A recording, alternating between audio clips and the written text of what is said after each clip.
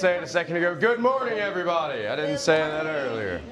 Good morning. I hope everybody's having a great morning. Do me a favor. Why don't a couple of you just raise your hand and tell me your favorite leader that you heard during the networking piece there. Here we go. David Goggins. Okay. We got any others that you liked from your group? Gibson? Jerry Jones. Oh. I'm a Cowboys fan. I want to win, so. Jesus. That's a good one. Kobe Bryant, yes. The GOAT. Tony Stark. Tony Stark's yes. a good one. There we go. There we go. Well, guys, I hope you enjoyed that, had a little fun with it. It is my pleasure to introduce our speaker today from Augustine Agency, which is a new chamber member, a marketing agency located out of Dallas and California. She manages 2 offices with over 50 employees, including the transition, or at least making the Dallas presence way larger than it was when she started. I am happy to introduce the 2025 AAF Agency Leader of the Year award winner, Kalie Whitsett. Thank you. All right. I have mom voice. Am I on the mic? Yes, I am. I can hear me now. Okay. I'm going to sit because y'all are sitting if that works.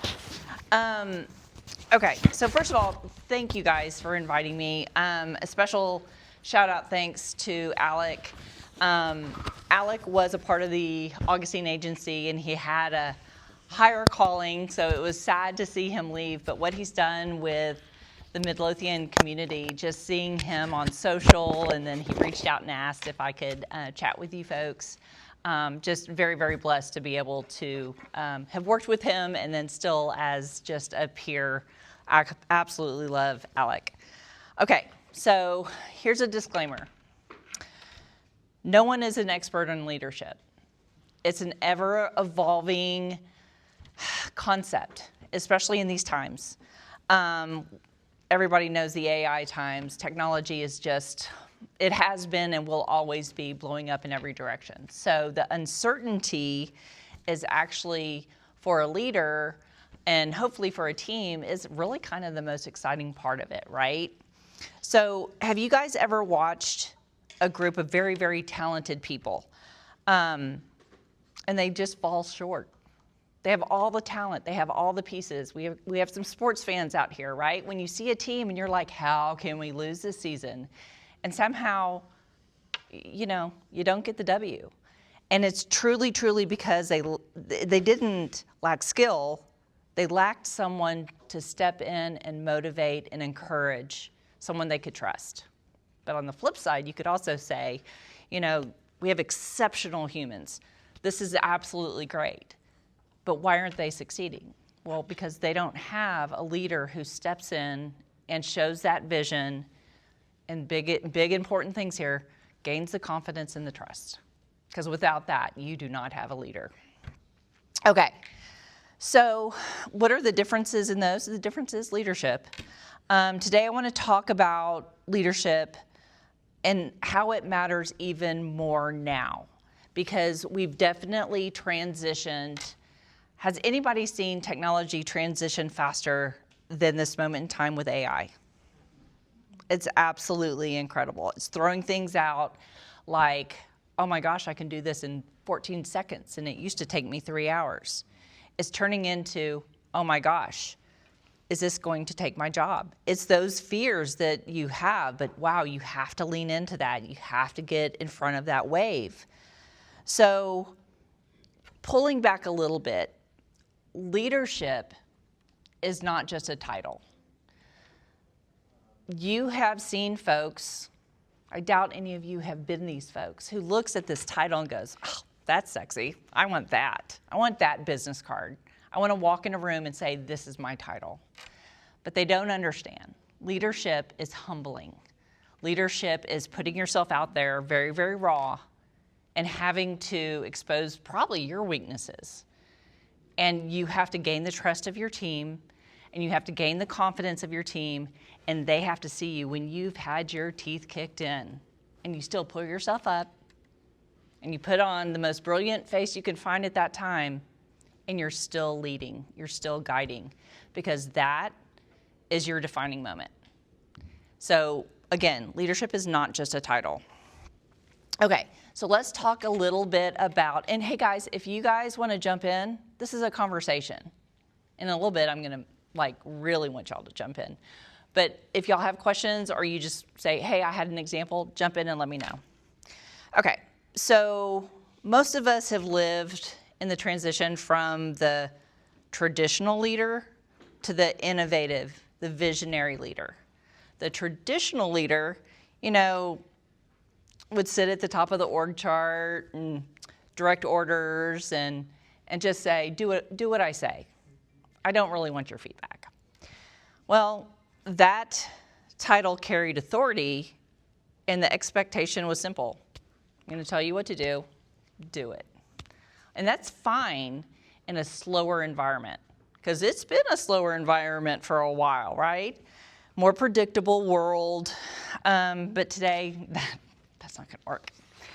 So being an innovative, visionary leader requires you to just operate differently.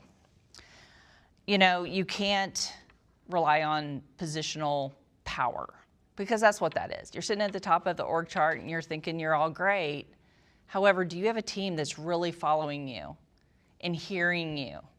So instead, they earn influence through clarity, purpose, curiosity, which I'm going to get back to in a second, and a consistent removal of obstacles.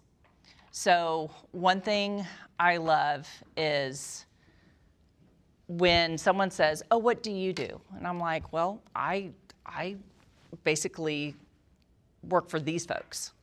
I work for almost 50 people. And they're like, oh, okay, well, that's just something you say. Well, I don't want any of my folks to look at me and says, oh yeah, she just sits in that chair and just directs.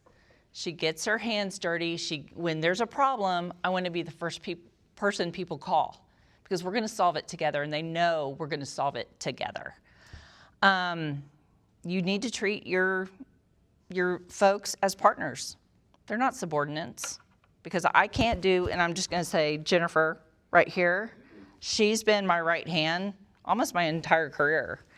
And I'm going to tell you, I treat her as a partner, she treats me as a partner, and it's all about that mutual respect. And when you have that, trust builds, right? And then this is the part that I think a lot of people have challenges with. Expect people to challenge you, not in a malicious way, in a very, we have a problem, we have a challenge, put it on the table. It's not about you, it's not about me. Let's put this on the table and let's figure it out together. Let's challenge it together. And what I think is even better is when we put something in place and we're so proud of it, we've announced it to the entire company, our clients know it, and then we have to sit there and go, that didn't work. That did not work. Oh yeah, I know it was my idea. So let's go back, fail fast, figure it out, and build it together, right? Because there are no egos in the arena, okay?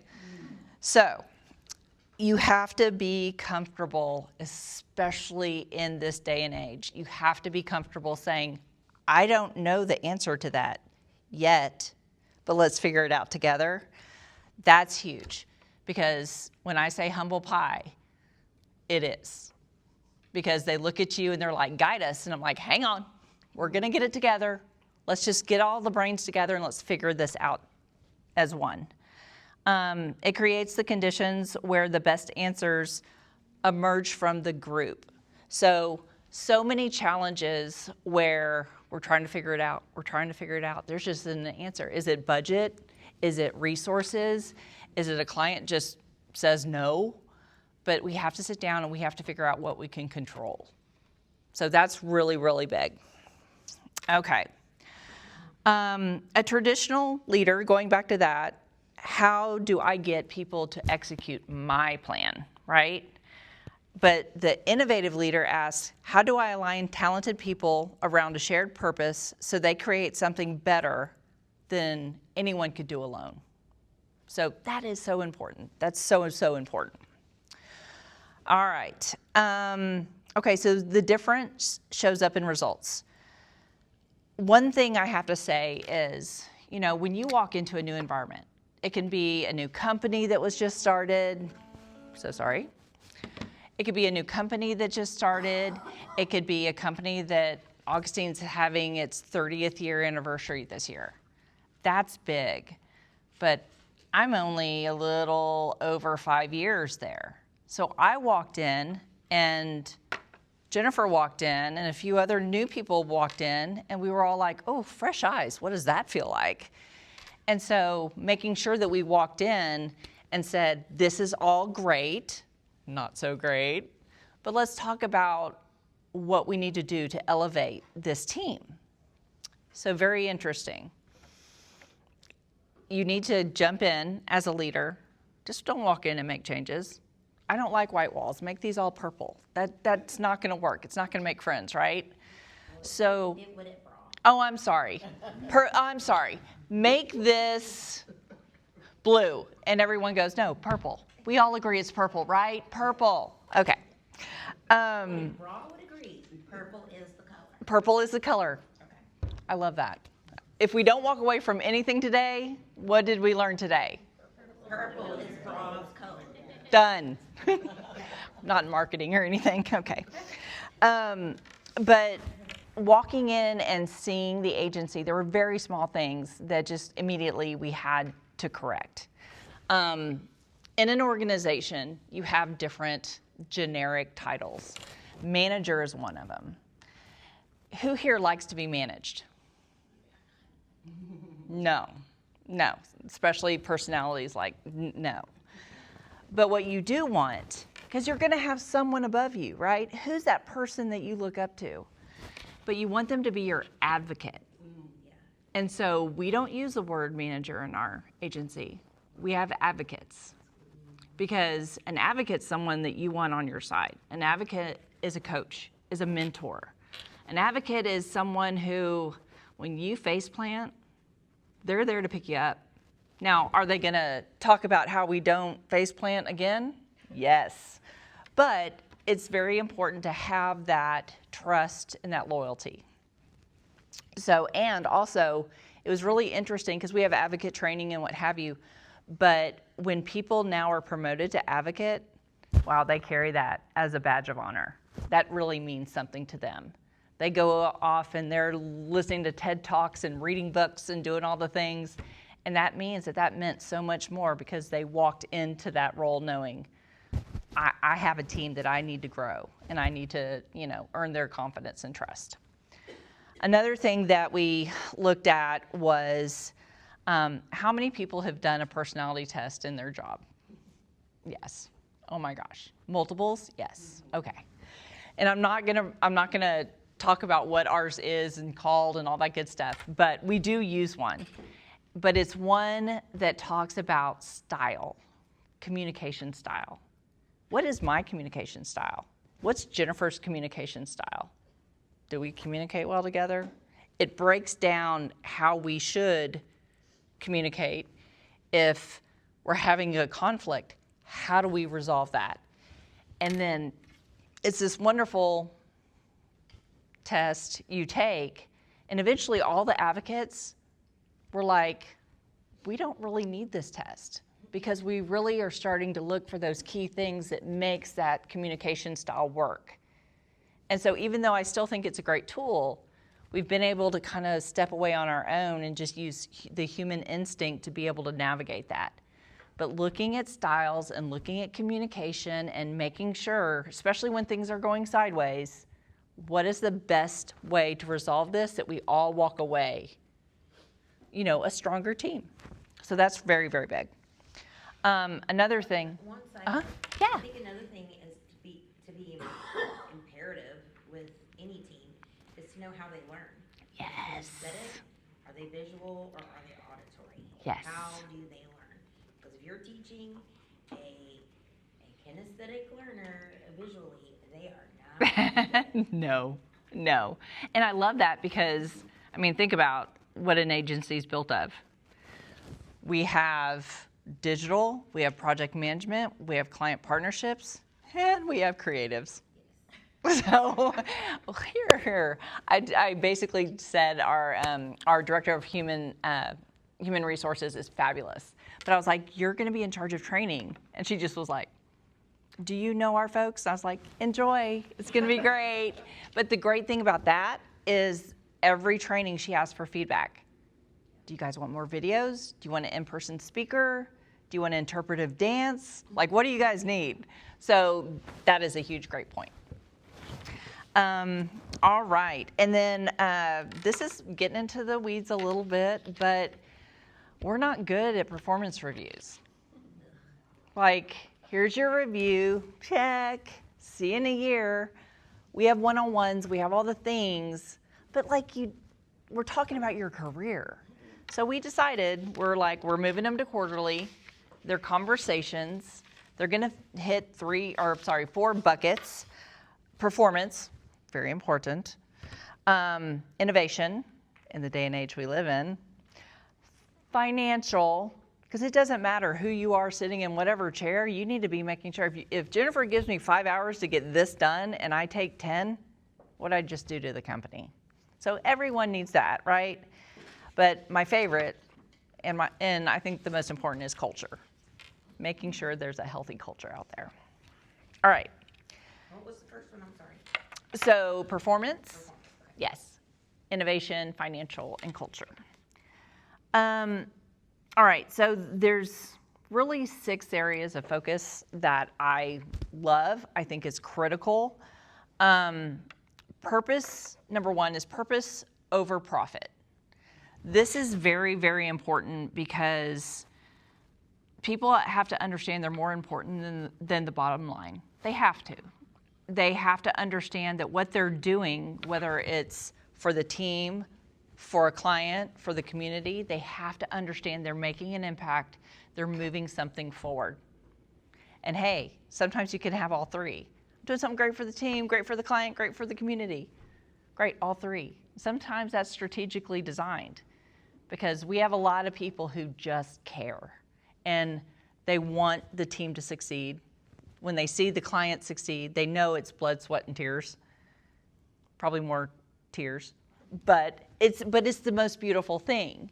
But when you can layer on a cause and people feel like they're doing good, it matters so much more. Okay. When I said curiosity, being curious. So we rebranded, how long ago? Almost a year. Alex back there going, who? But we rebranded for external, of course. I mean, it looks really pretty. It all works together so beautifully.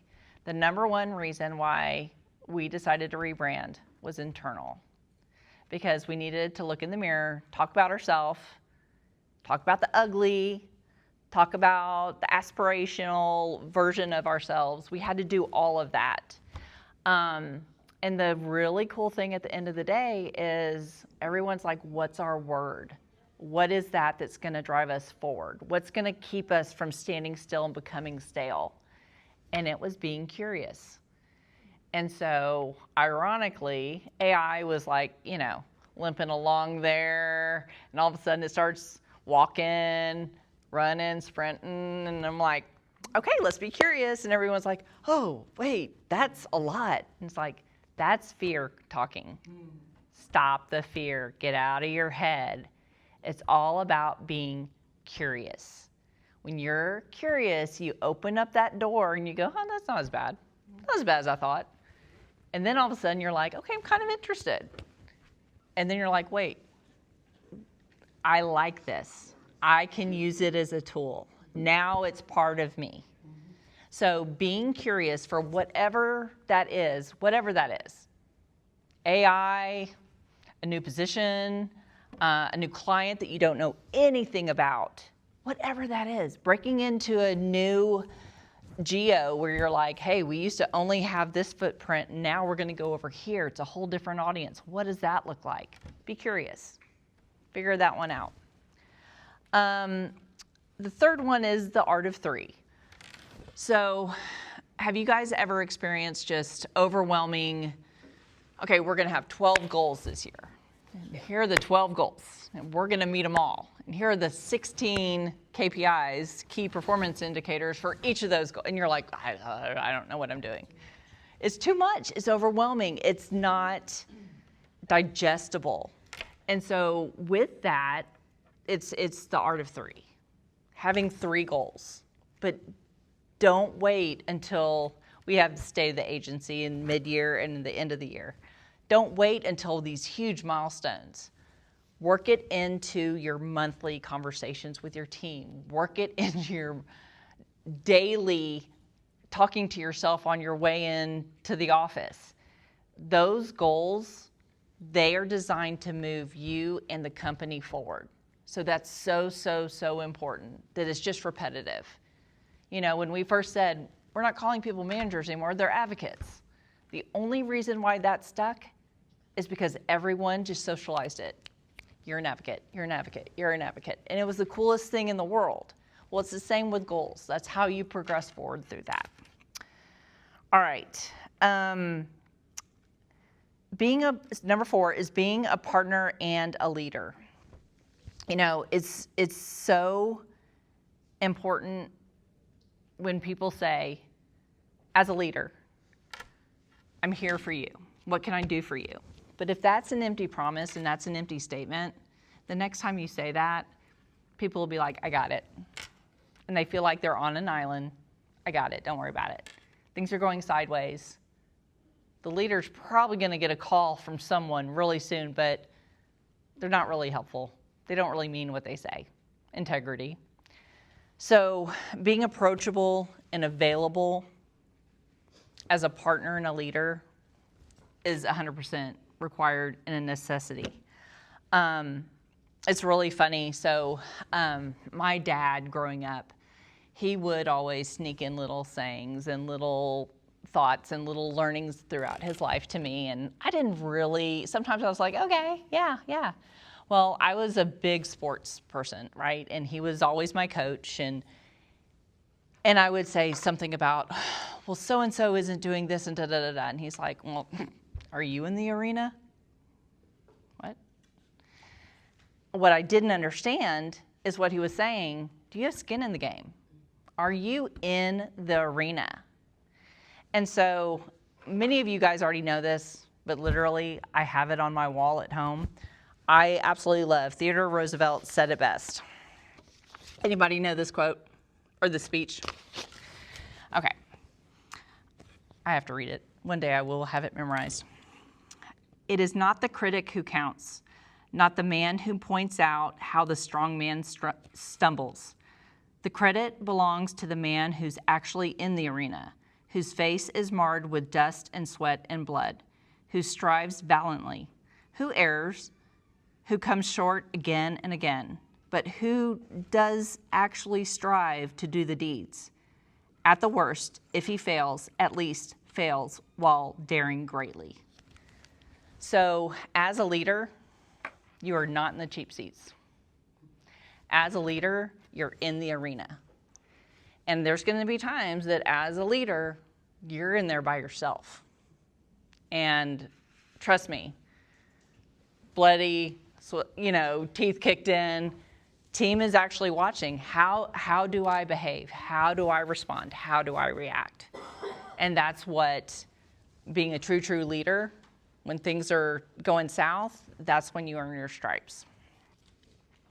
Okay. 5, we're getting close, guys. 5 is building a brand. In the land of AI, in the land of competition, in the land of who's the newest person on the block, I'm going to tell you, if you don't have a brand, you're not going to be around. But being a brand, what does that mean? I could tell everyone in this room, well, Augustine's a full service agency.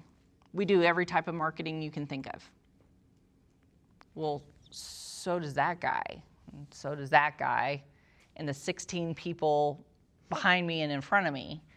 So what makes us different? Innovation. We have an entire innovation department. Cool, great, amazing. But it's the relationships. And it's not just the relationship, oh, the leadership team has a relationship with this client. It is every single person having that relationship. We have a client who we customize our, however they want to communicate. And this client's like, I want weekly status meetings. Cool. So we get on our weekly status meeting. The project ended. We're not going to start another project for a month. And they're like, we're like, we can pause, give you your time back. And they're like, no. You guys are fun. And I was like, well, I mean, we can hop on a call for 45 minutes and be fun. That's totally fine, whatever you guys would like. But they were like, no, it's the thinking that you guys bring. We just like bouncing things off you. You think differently. And then at that moment, I was like, okay, we have a brand. And that is something that does not happen overnight. It's something that the team that you build will be inspired to bring that every single day. So that is truly, truly huge. Okay, number 6, commitment to excellence. Okay, Ted Lasso fans? Yeah? What sign does he have on the wall? Believe.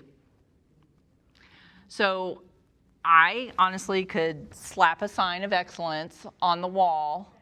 I need Ted here. But it's not just a sign on the wall.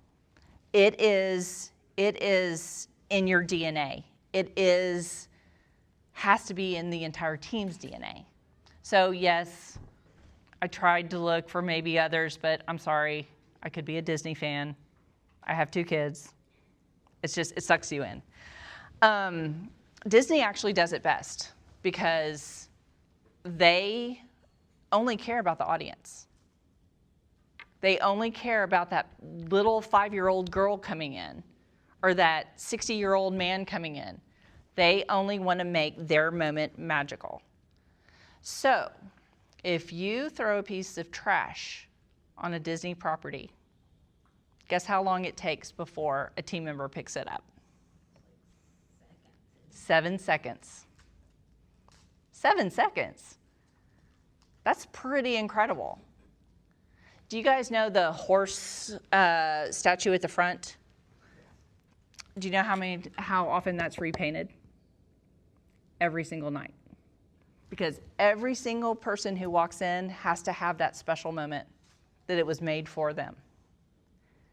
So when you think about that through the lens of your organization and your company, is it a doormat? Is it a social post? Is it your brand?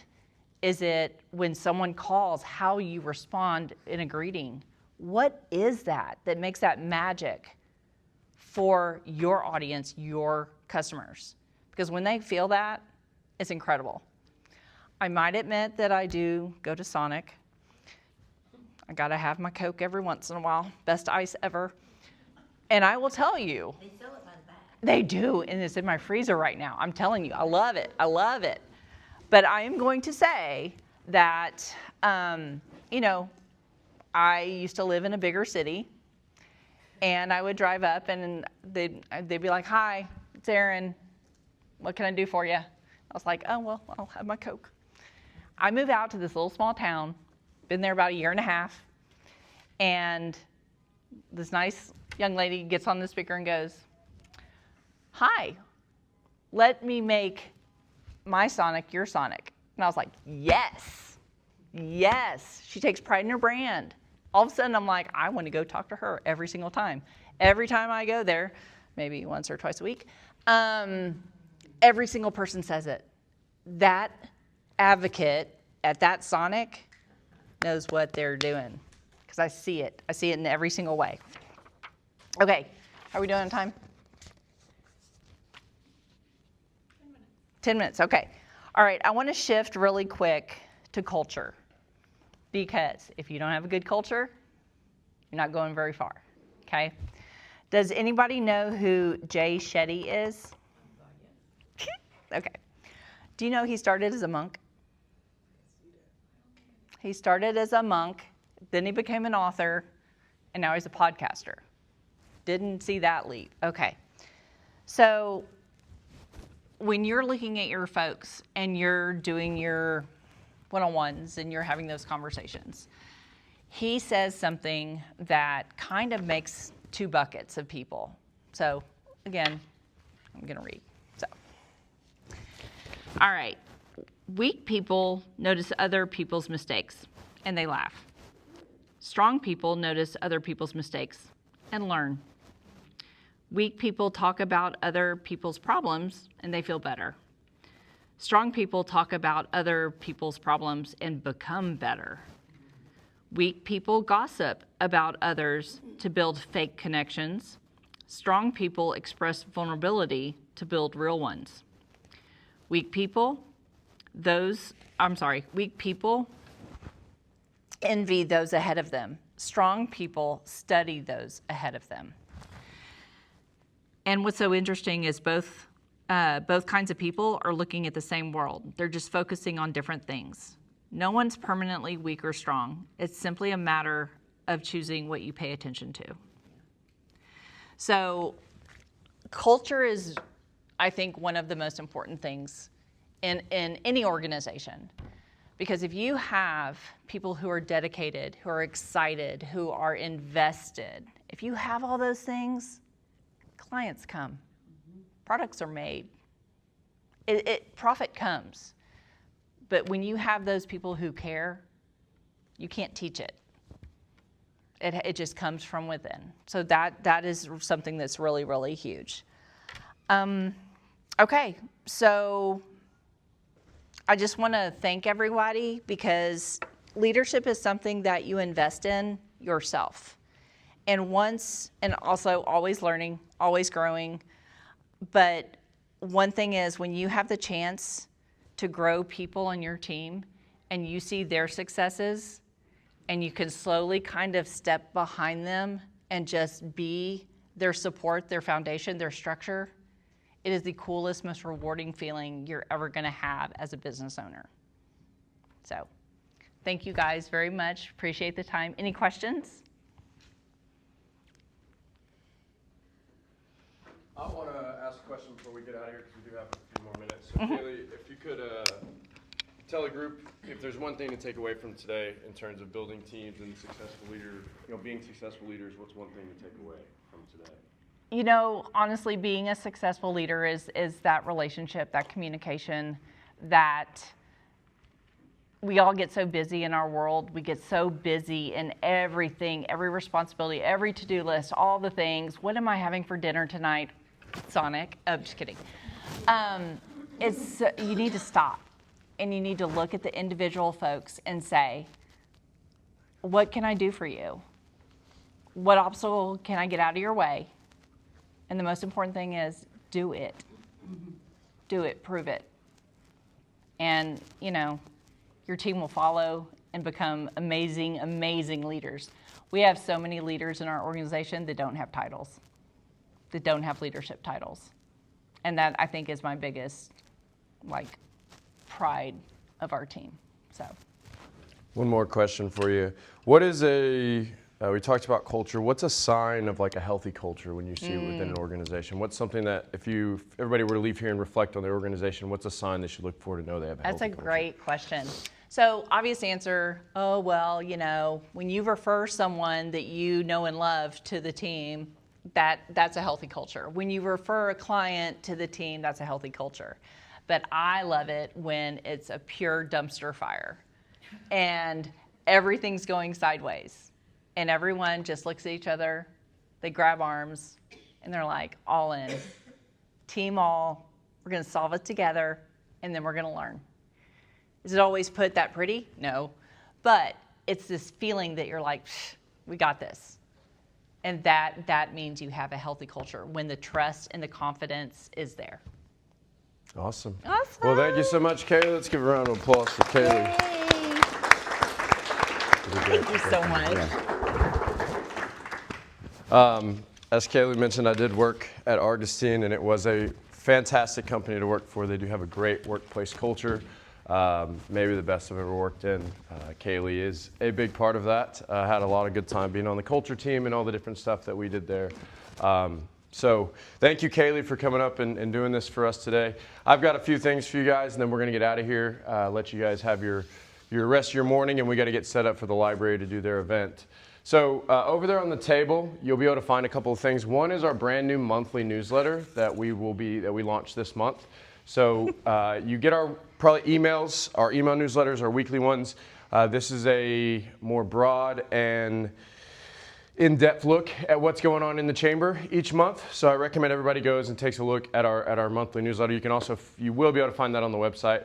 Also, the new community guide is up and ready on our website. If you go to midlothianchamber.org under community resources, you will see the button for the community guide. Go check that out. It's awesome. It's brand new. It celebrates our 90th year that we are in right now. And so we're super excited about that. And then in terms of events, August 20th, we'll be connecting with cocktails.